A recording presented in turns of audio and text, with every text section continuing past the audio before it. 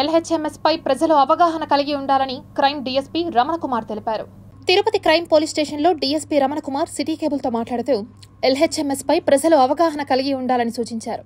ముఖ్యంగా శుభకార్యాల పేరిట ఊరికి వెళ్లేటటువంటి ప్రజలు సంబంధిత పోలీస్ స్టేషన్లో సమాచారం ఇస్తే సీసీ కెమెరాలు అమర్చి తమ ఇంట్లో దొంగలు పడకుండా దొంగతనాలకు గురి కాకుండా భద్రత కల్పిస్తామని, లాక్డ్ హౌస్ మానిటరింగ్ సిస్టమ్ ద్వారా దొంగతనాలను అరికట్టేందుకు దోహదపడుతుందని డీఎస్పీ రమణకుమార్ పేర్కొన్నారు.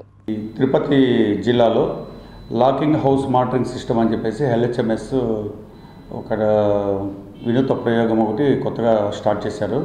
దీని ప్రధాన ఉద్దేశం ఏమంటే క్రైమ్ ప్రివెన్షన్, అంటే నేరాలు జరుపుకోకుండా అరికట్టుటకు ఇది ముఖ్య ఉద్దేశము. సిటీలో ప్రజలు ఎవరైనా కూడా ఏదన్నా ఊర్లోకి వెళ్ళేటప్పుడు సదరు విషయంగా మేము ఈ విధంగా ఇన్ని రోజులు ఊరు వెళ్తున్నామని చెప్పేసి తిరుపతి కమాండ్ కంట్రోల్ వాళ్ళకు తెలియజేస్తే వాళ్ళకు ఫోన్ ద్వారా తెలియజేసినా సరిపోతుంది, లేదా డైరెక్ట్గా వచ్చి తెలియజేసినా కూడా సరిపోతుంది.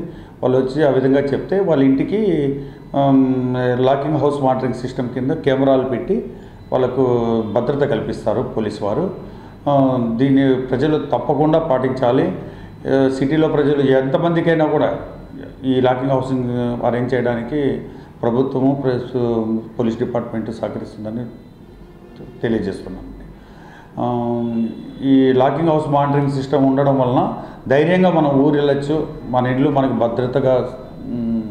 భద్రంగా జాగ్రత్తగా ఉంటుందని, ఎటువంటి నేరాలు జరగకుండా ఉంటుందని ఇది కూడా ధైర్యంగా మనం